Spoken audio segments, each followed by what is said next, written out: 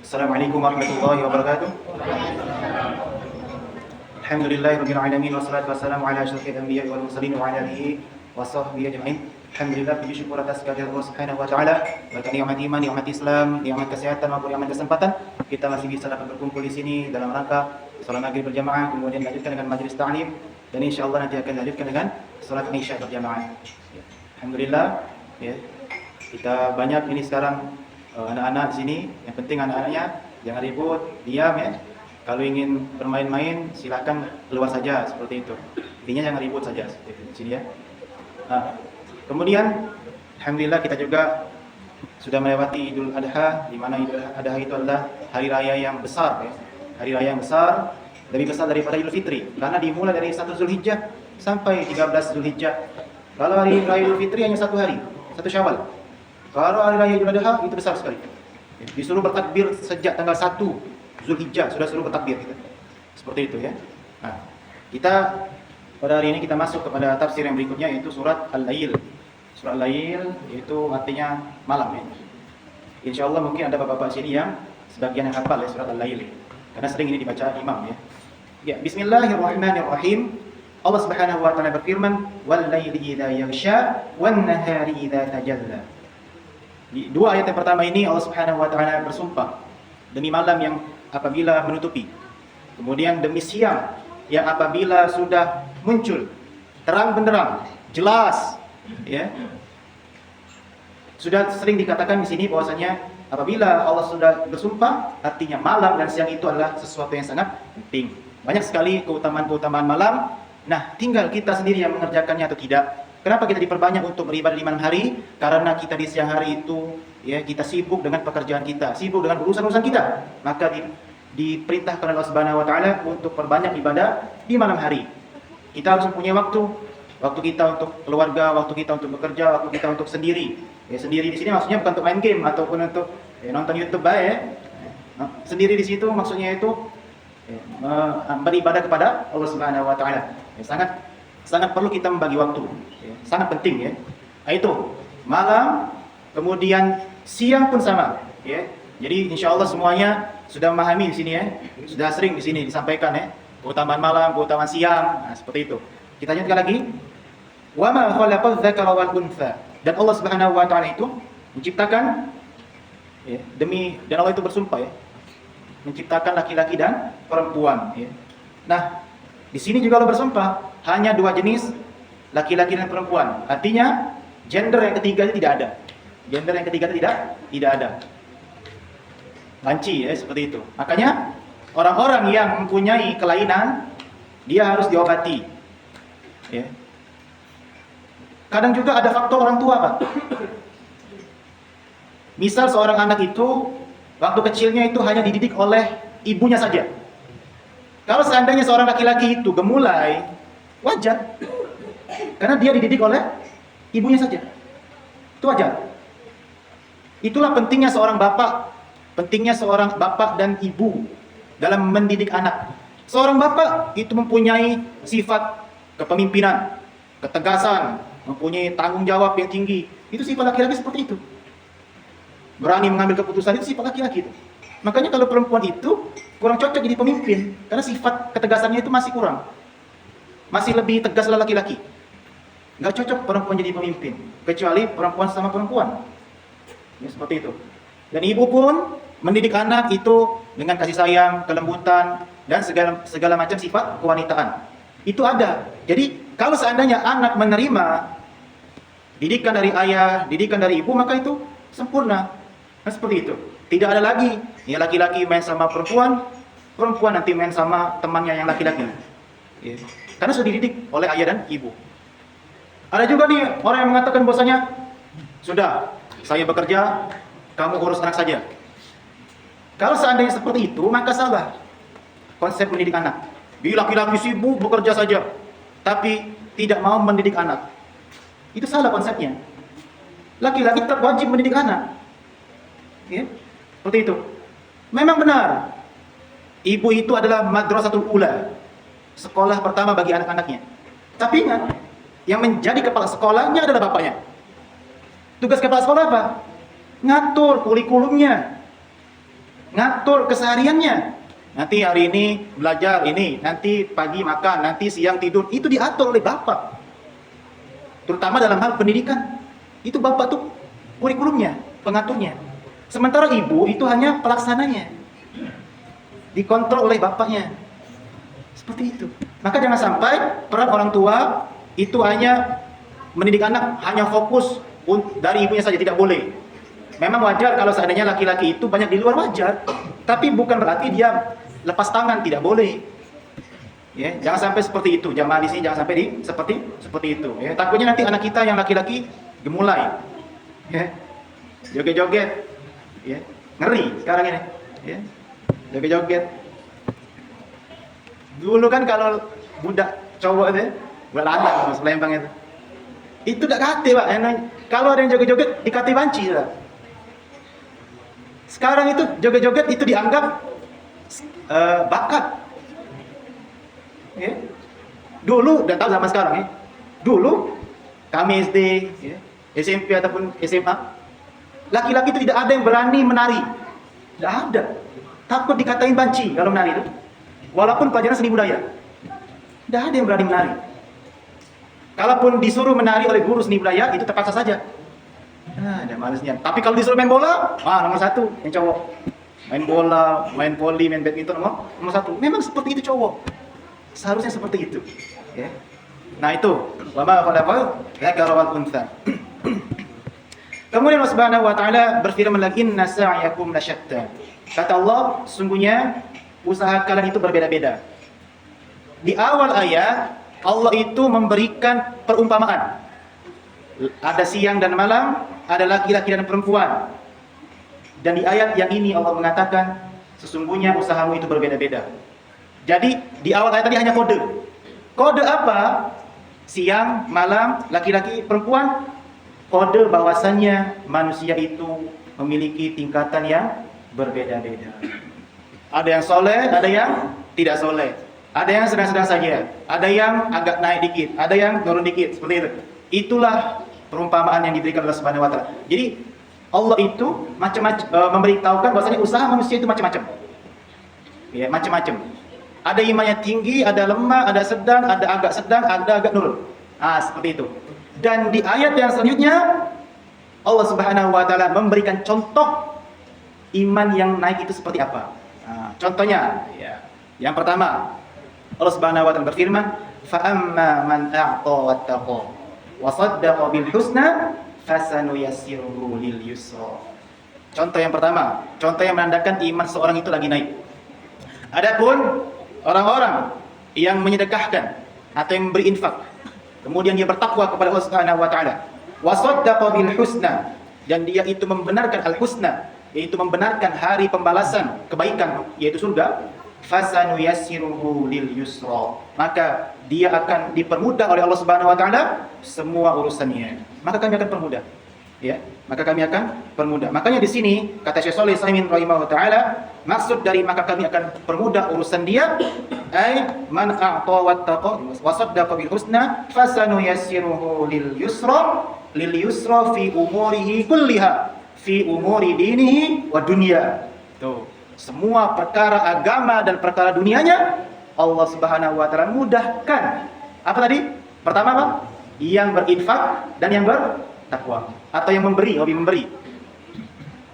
Wasaddaqa bil husna, dan dia yakin atau membenarkan al husna, hari pembalasan atau surga atau pahala kebaikan, dia yakin itu, maka Allah akan mudahkan urusan dia di dunia ataupun dan di akhirat. Agamanya dan dunianya Allah Subhanahu wa taala mudahkan. Makanya kenapa atau apa hubungannya, ya, sedekah atau memberi, kemudian harus bertakwa, kemudian harus percaya surga? Apa hubungan antara sedekah, bertakwa dengan surga? Karena ada orang yang bersedekah tapi dia tidak bertakwa. Ada orang yang bersedekah tapi dia tidak beriman. Ada orang yang bersedekah tapi tujuannya untuk dipuji oleh manusia. Ada orang yang bersedekah tapi tujuannya untuk pamer atau ingin terkenal. Maka pentingnya di sini Allah mengatakan yang bertakwa, yang bersedekah dan yang bertakwa dan yang percaya dengan surga atau membenarkan surga. Semuanya berhubungan. Ronaldo dia hobi bersedekah, tapi dia tidak bertakwa, bahkan dia tidak beriman kepada Allah Subhanahu wa taala. Jadi hangus sedekah dia. Tidak berarti di sisi Allah Subhanahu wa taala. Jadi kalau kita seandainya ingin memberi, ya, maka berusahalah untuk ikhlas kepada Allah Subhanahu wa taala. Ya. Karena berat, apalagi memberi dalam jumlah yang besar. Ya, beratnya itu. Kadang lagi sampai diungkit-ungkit. Misalnya kita lagi terlebih kalau kita ada masalah sama wong. Ya. Diungkit, "Oi kau nih." Dah ingat kau nih, diungkit pokoknya. Dulu lah aku tolong kau. Dulu kau tuh aku bantu kau masuk di gawean ini, misalnya diungkit lagi. Makanya kata Allah Subhanahu wa taala, apa? Ya ayyuhalladzina amanu la tubtilu shadaqatikum bil manni wal adza. Wahai orang-orang yang beriman, janganlah engkau batalkan sedekah kalian dengan menyebut-nyebut dan menyakiti orang yang kalian sedekahkan. Nyebut-nyebut dan menyakiti orang yang kalian sedekahkan. Tidak diperbolehkan. Termasuklah memfoto. Izin dulu kalau nak foto, misalnya kita lagi sedekah ya, izin foto dulu Pak ya. Ada yang tidak mau difoto. Ya, marah-marah ada itu. Itu. Jadi tidak boleh, termasuk yang dilarang itu kalau seandainya dia tidak ridho untuk difoto, ya seperti itu. Sedekah itu luas, Pak. Maknanya luas. Ya. Sedekah itu luas, pecahan sedekah apa? Infak, zakat. Itu pecahannya. Infak itu dengan harta. Kalau zakat dengan harta juga, tapi dikeluarkan di momen-momen tertentu saja. Jadi maka jangan heran nanti di Al-Quran menemukan makna sedekah itu maknanya zakat. Karena zakat itu termasuk sedekah, infak juga termasuk sedekah. Kalau kita mendengar kata infak, artinya itu adalah sedekah dengan harta, spesifiknya seperti itu. Nah, adapun secara luas, sedekah itu maknanya bisa dengan harta, bisa dengan pikiran, bisa dengan tenaga, bisa dengan dan lain sebagainya. Intinya barang-barang juga bisa. Dan sedekah yang paling mudah adalah senyuman. Maka kata Nabi SAW apa? Tabassumuka fi wajhi akhika laka shadaqah. Senyum kalian kepada saudara kalian itu adalah sedekah. Efek dari orang yang hobi bersedekah, dia pasti akan saling menyayangi. Yakinlah. Tidak percaya, cobalah. Kalau kita ngasih si fulan, A ngasih si B, A sering ngasih si B, ya. Kadang si B itu tidak kelemahan. Tapi kalau A ada masalah, pasti B itu pasti berusaha nolong A. Pasti sudah timbul rasa cinta karena saling memberi. Bahkan jahatnya sampai-sampai kalau seandainya si A ini punya salah, B tidak mau menjawabnya. Itu kan jahat sebenarnya Pak. Tidak boleh kesalahan itu ditutupi ya. Tapi kadang karena dia itu merasa saking tidak enaknya kepada si A, ditutup-tutupi. Karena dia sudah nolong aku, karena dia sudah bantu aku, ini dan itu misalnya. Itu kan efek dari hobi memberi atau sedekah. Kemudian Allah memberikan contoh di ayat yang berikutnya tentang ciri-ciri iman orang lagi turun. Allah Subhanahu wa taala berfirman, "Wa amma man bakhila wastaghna wa kadzdzaba bil husna fasanuyassiruhu lil usra." Dan adapun orang-orang yang bakhil, yang pelit, tidak mau mengeluarkan hartanya, ya. Kemudian dia merasa cukup, merasa bahwasanya tidak perlu lagi pahala dari sedekah tersebut. Merasa bahwasanya dia itu sudah banyak bersedekah. Sudahlah ya aku nih. Nah, sedekah terus masjid ini. Aku lah ngasih AC siku 2 3 4 5 6. 6 ikut AC, mana kena minta lagi. Misalnya itu ya. Dia merasa cukup. Maka tidak diperbolehkan merasa cukup dalam hal ibadah. Kita diperintahkan oleh Allah itu merasa cukup dalam hal dunia, tapi tidak diperbolehkan merasa cukup dalam hal ibadah. Kalau seorang sudah merasa cukup, maka dia akan malas-malasan dalam beribadah. Sudahlah, udah sholat ke masjid terus. Seminggu sekali lah, jadilah macam itu. Karena merasa cukup dia. Nah, itu ciri imannya lagi lemah. Kemudian wa kadzdzaba bil husna, dan dia itu mendustakan al husna, tidak mau percaya dengan surga atau balasan kebaikan di akhirat nanti, ya. Fasanuyassiruhu lil usra, maka akan kami persulit dia. Urusan dia di dunia dan urusan agama dia akan kami persulit oleh Allah Subhanahu wa taala. Maka jangan heran ya kalau seandainya kita itu dipersulit oleh Allah dalam hal ibadah. Ada kan orang haji itu yang mungkin dia mau berangkat haji. Ini bukan berarti apa ya? Tidak berpikir negatif. Tapi bisa jadi ada orang yang gagal haji, sudah bayar haji, tapi belum Allah izinkan datang haji, datang ke Mekah. Padahal dia sudah bayar. Bisa jadi karena dosa-dosa kita. Bisa jadi karena kepelit kita. Maka Allah batalkan haji dia. Seperti itu. Bisa jadi. Haji Furoda kan kemarin banyak yang gagal. Tidak boleh pergi haji Furoda. Bayar mahal-mahal. Seperti itu. Ya. Itu bisa jadi ya. Makanya ketika kita itu mendapatkan musibah, kita harusnya introspeksi diri. Karena bisa jadi musibah itu karena memang kesalahan kita. Allah ingin kita itu kembali. Atau bisa jadi kita itu telah melakukan banyak sekali dosa.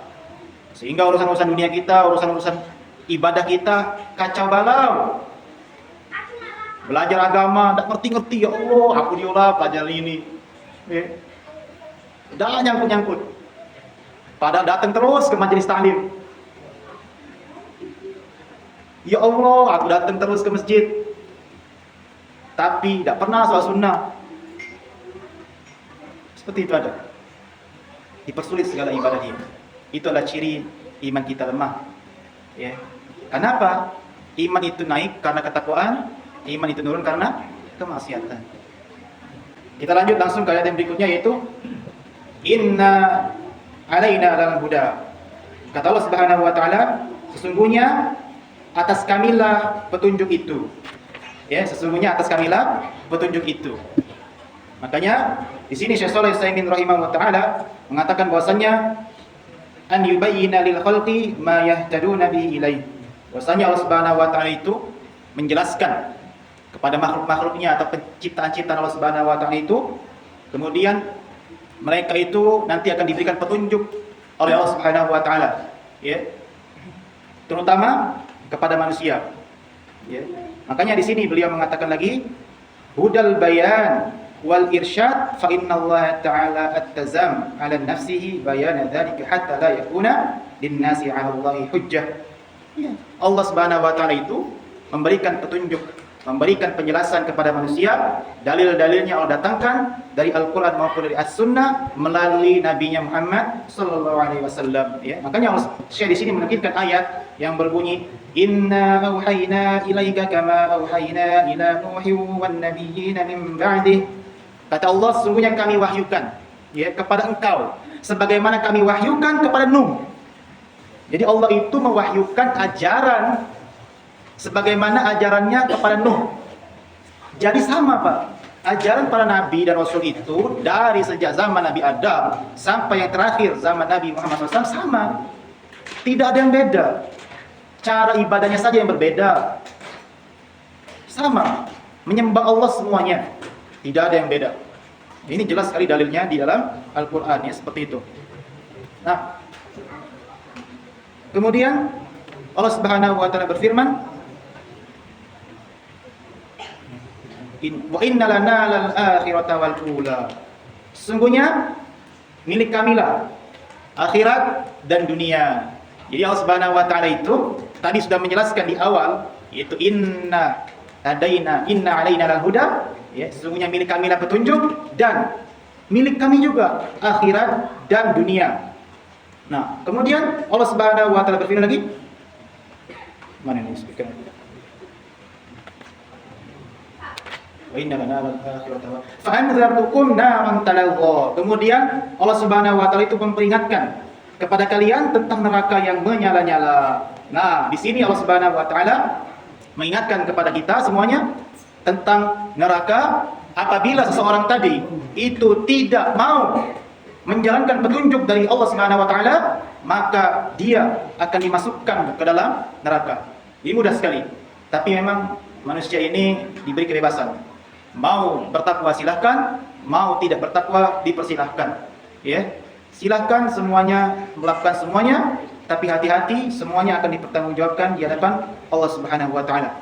Kemudian Allah Subhanahu wa taala berfirman lagi selanjutnya, la yaslaha illal ashqa. Kemudian Allah Subhanahu wa taala berfirman, tidak ada yang bisa masuk ke dalam neraka tersebut kecuali orang yang paling celaka. Ya, seperti itu. Maka hati-hatilah kita ya terhadap neraka. Dan ada orang yang kemarin itu membuat sebuah video bercandaan tentang neraka ya. Maka itu tidak boleh, jangan sampai terulang lagi. Ya. Karena orang yang bercanda tentang akhirat, orang yang bercanda tentang agama, itu kata Allah Subhanahu wa taala, kamu telah kafir setelah beriman. Hati-hati, tidak diperbolehkan bercanda tentang agama, tidak diperbolehkan. Ya. Dan orang tersebut sepertinya berani sekali ya bercanda tentang neraka. Itu sangat mengerikan ya, mengerikan sekali. Padahal tidak bisa ngomong lagi Pak, zaman sekarang itu sangat mengerikan. Jangan sampai kita seperti itu. Jangan sampai jamaah di sini seperti itu, jangan. Ya, mengerikan sekali Pak kalau bercanda tentang agama itu. Alladzi kadzdzaba wa tawalla. Siapa yang akan masukin neraka tadi? Yaitu yang berdusta dan yang berpaling dari Allah Subhanahu wa taala. Ya. Berdusta, di sini Syekh Shalih saya ingin mengatakan bahwasanya at-takdzibu fi muqabil al-khabar wa tawalli fi muqabil al-amru wan nahyu ya. Yaitu orang yang berpaling dari apa? Dari khabarnya Allah Subhanahu wa taala, dari Al-Qur'an dan hadis. Berpaling dari melaksanakan perintah, kemudian dia malah berpaling dengan mengerjakan larangan-larangan Allah Subhanahu wa taala. Maka itu termasuk orang-orang yang berpaling dari Allah Subhanahu dan akan dimasukkan ke dalam neraka. Kemudian Allah Subhanahu wa taala berfirman lagi, ini suratnya tidak terlalu panjang ya Pak. Jadi sedikit tafsirannya. Alladzi yu'ti malahu yatazakka. Ya. Apa kata Allah Subhanahu wa taala? Yaitu orang-orang yang menginfakkan hartanya dan yang mensucikan hartanya, ya. Tadi kalau seandainya orang-orang yang berdusta, orang-orang yang tidak mau istilahnya itu menjalankan perintahnya, dia akan dimasukkan ke dalam neraka. Tapi sekarang kebalikannya. Kata Syekh Shalih Al-Utsaimin, yakni yu'ti malahu man yastahiqu ala wajhi yatazakka bihi ay yatatahharu bihi. Contohnya apa? Zakat. Jadi orang-orang yang beruntung itu adalah orang-orang yang memberikan hartanya sesuai kepada orang yang berhak menerimanya. Contohnya zakat. Ya, zakat. Jadi zakat itu ada dua, zakat fitrah dan zakat mal. Zakat fitrah itu dikeluarkan ketika Ramadan sebelum menjelang Satu Syawal, ya, bukan sebelum menjelang sholat Id, ya. Ada zakat mal, ya, nanti dibagi lagi zakat mal. Ada emas, perak, kemudian peternakan dan lain sebagainya. Nah, itulah pentingnya kita belajar tentang zakat, ya. Nanti request back sama Ustadz Arafat ya tentang zakat. Jadi atau sampai mana? Bahas apa Pak? Tahun beliau di sini. Di sini sekarang bahas apa? Jual beli ya? Ayo, sama Be. Penting juga jual beli itu.